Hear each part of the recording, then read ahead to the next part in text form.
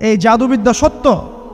এবং এখনকার অনেক ভণ্ড যে কবিরাজগুলো বের হয়েছে, এরা জিনকে তাবে করে নিয়ে এই জিনদের মধ্য দিয়ে মানুষের মধ্যে জাদু ছড়িয়ে দিয়েছে, এবং এর ফলশ্রুতিতে বহু পরিবার ধ্বংস হয়ে যাচ্ছে।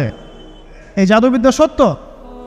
আরও একটা জিনিস সত্য, নবী সাল্লাল্লাহু আলাইহি ওয়াসাল্লাম বলেছেন ইন্না আইনাল হক, চোখের নজর সত্য। নবী করিম সাল্লাল্লাহু আলাইহি ওয়াসাল্লাম বলেছেন চোখের বদনজর সত্য। এই যে আমরা বলি ফেসবুকে এত বেশি ছবি দিয়েন না ভাই, ছবি তুলেন না, ছবি তুলেন না, বারবার যে বলি নিষেধ করি, কারণ কি জানেন? একটাই কারণ, বিকজ চোখ লাগাটা সত্য।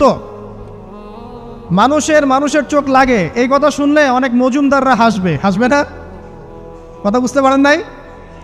কিন্তু এটা সত্য, কারণ নবী করিম সাল্লাল্লাহু আলাইহি ওয়াসাল্লাম যা বলেছেন সাদাকাল্লাহু ওয়া সাদাকা রাসূলুহুল কারীম, নবী যা বলেছেন, আল্লাহ যা বলেছেন চিরায়ত সত্য। এর বাইরে কোনো সত্য আছে? আচ্ছা দেখেন, আমি বললাম যে জাদুবিদ্যা সত্য। এই জাদুবিদ্যার চর্চা মানুষ করে, এখনও করে, এবং এই জাদু দিয়ে মানুষের ক্ষতি করার জন্য জিনের প্রয়োজন হয়, দুষ্ট জিন। এই জিনগুলোকে মানুষ তাবে করে মানুষের ক্ষতি করার চেষ্টা করে। দেখবেন এখন গ্রামে গঞ্জে শহরে সব জায়গায় ছড়িয়ে পড়েছে না? দেখবেন, খুব সতর্ক থাকবেন। আমি পরে সলিউশন বলছি আপনাদেরকে। আরেকটা বলেছি, নবী সাল্লাল্লাহু আলাইহি ওয়াসাল্লাম বলেছেন চোখের বদনজর এমন সত্য যে একটা উটকে এই রান্নার ডেকচির মধ্যে ঢুকাই ফেলতে পারে। মানে একটা উট খুব সুন্দর ভালো, আপনি দেখছেন মাশাআল্লাহ বলেন নাই, নজর লেগেছে, উটটা মারা গেছে দেন, তারপর তাকে জবাই করে খেয়ে ফেলতে হয়েছে। একজন সাহাবী গোসল করছিলেন, গোসল, এটা হাদিস সহিহ। এই যে আলেম ওলামা যারা আছেন তারা জানেন যে এই হাদিস সহিহ। একজন সাহাবী গোসল করছেন, তার গায়ের চামড়াটা খুব সুন্দর ছিল, একদম স্কিনটা অনেক সুন্দর থাকে না এমন কিছু মানুষ? আচ্ছা, এখন আরেকজন সাহাবী এই গোসল দেখছেন দূর থেকে, দেখে বলছেন যে কি চমৎকার তার শরীরের রংটা, যেন কুমারী নারীর মতো, অনেকটা এমন একটা কথা তিনি বলেছিলেন। সাথে সাথে এই সাহাবী অজ্ঞান হয়ে পড়ে গেছে। কোন সাহাবী? যিনি গোসল করছিলেন। এটার আপনি কোনো ব্যাখ্যা দিতে পারবেন না তো, এখানে কোনো সায়েন্স দিয়ে বা মেডিকেল সায়েন্স দিয়ে আপনি কোনো ব্যাখ্যা করতে পারবেন না। একটা ব্যাখ্যা দিতে পারেন, কিন্তু কেন সেটা হলো সেটা আপনি অ্যান্সার খুঁজে পাবেন না। তো নবী সাল্লাল্লাহু আলাইহি ওয়াসাল্লামের কাছে নিয়ে যাওয়া হলো তাকে। তিনি বললেন যে এই ব্যক্তির ব্যাপারে কি কেউ ভালো মন্দ কিছু বলেছিল? তখন একজন সাহাবী বললেন হ্যাঁ, অমুকে বলেছে এর স্কিনটা অনেক সুন্দর, ওকে ডেকে নিয়ে আসুন। ওকে ডেকে আনা হলো। ডেকে আনার পর নবীজি তাকে অনেক শাসালেন, তোমরা তোমাদের ভাইদেরকে কি মেরে ফেলতে চাও? তখন এই সাহাবী তো অবাক, আমি আবার কখন মারতে চাইলাম ইয়া রাসূলুল্লাহ? আমি তো মারতে চাই নাই, আমি তো খালি বলেছি যে তার গায়ের রংটা অনেক সুন্দর। তখন তিনি বললেন কেন তুমি সুবহানাল্লাহ বললে না, কেন তুমি মাশাআল্লাহ বললে না? যখন মাশাআল্লাহ বলবেন, সুবহানাল্লাহ বলবেন, নজরটা লাগবে না। আর যখন আপনি মাশাআল্লাহ বলবেন না, সুবহানাল্লাহ বলবেন না, দেখবেন নজর লেগে গেছে। আপনি বিশ্বাস করেন ব্যবসা খুব ভালো চলছে, মানুষ বলল যে বাহ তোর তো ব্যবসা হেভি, লালে লাল শাহজালাল, ঠিক আছে, দেখবেন আপনার কেনা বেচা বন্ধ হয়ে গেছে। এরকম হবে, আমার কথাটা বিশ্বাস করেন। এটা কিন্তু সায়েন্স প্রমাণ করতে পারবে না, আল্লাহ এবং তার রাসূল বলেছেন, তার উপরে কোনো সত্য নেই। আছে সূরা কাহফ 29 নম্বর আয়াত পড়ে দেখেন, আল্লাহ পাক বলছেন ওয়াকুলিল হাক্কু মির রাব্বিকুম, সত্য সেটাই যা তোমার রবের পক্ষ থেকে আসে। ফামান শাআ ফালইউমিন, যার ইচ্ছা হয় বিশ্বাস করুক, ওয়ামান শাআ ফালইয়াকফুর, যার ইচ্ছা হয় সে অস্বীকার করুক।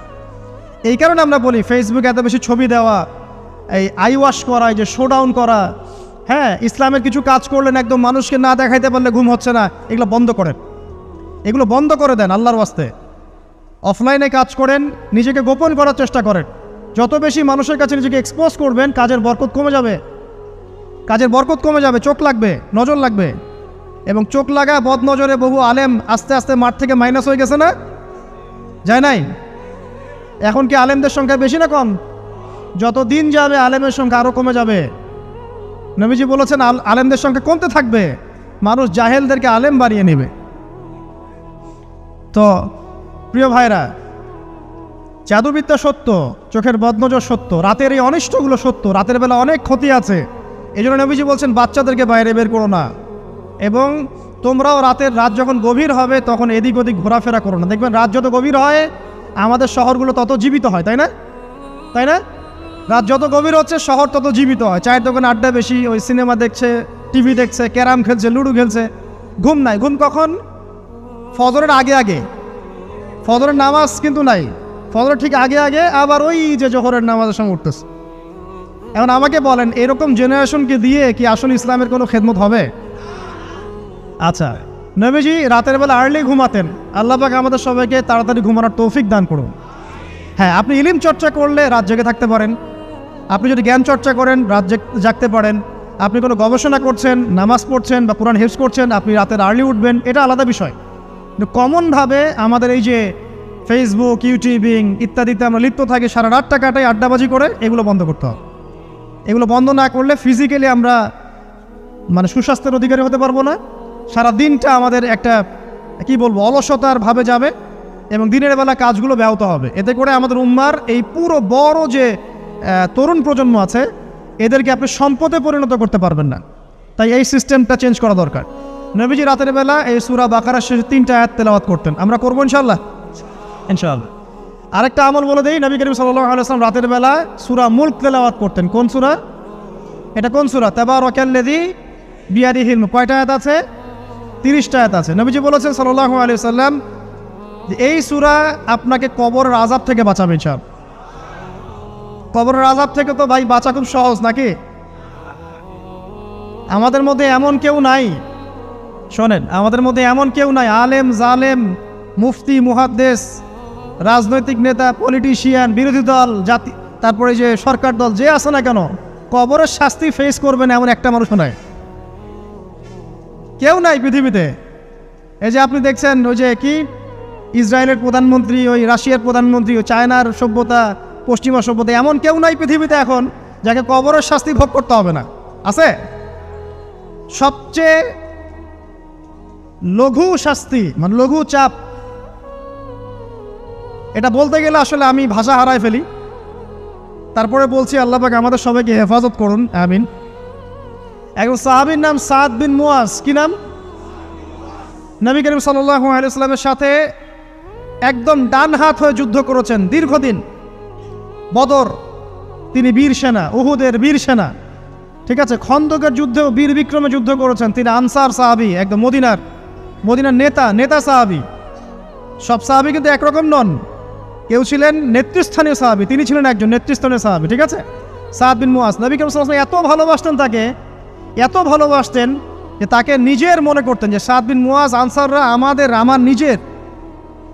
চারটাখানি কথা। এই সাহাবীর খন্দকের যুদ্ধে এই যে হাতের এই দিকে সম্ভবত হাতের এই রগের মধ্যে একটা তীর এসে লাগে এখানে, এবং তীরটা তিনি বের করতে গিয়ে রক্তটা ছিঁড়ে যায়। এরপর ফিনকি দিয়ে রক্ত বের হওয়া শুরু হয়। চিকিৎসা করে করে রক্ত বন্ধ করা যায় নাই, এবং এই রক্তের প্রবাহিত রক্তেই আল্লাহর ইচ্ছায় তিনি শাহাদাত বরণ করেন, তিনি ইন্তেকাল করেন। নবী করিম সাল্লাল্লাহু আলাইহি ওয়াসাল্লাম প্রচণ্ড ব্যথিত হন, মানে মনটা তার খুব নরম হয়ে যায় সাদ বিন মুয়াজ রাদিয়াল্লাহু আনহুর জন্য।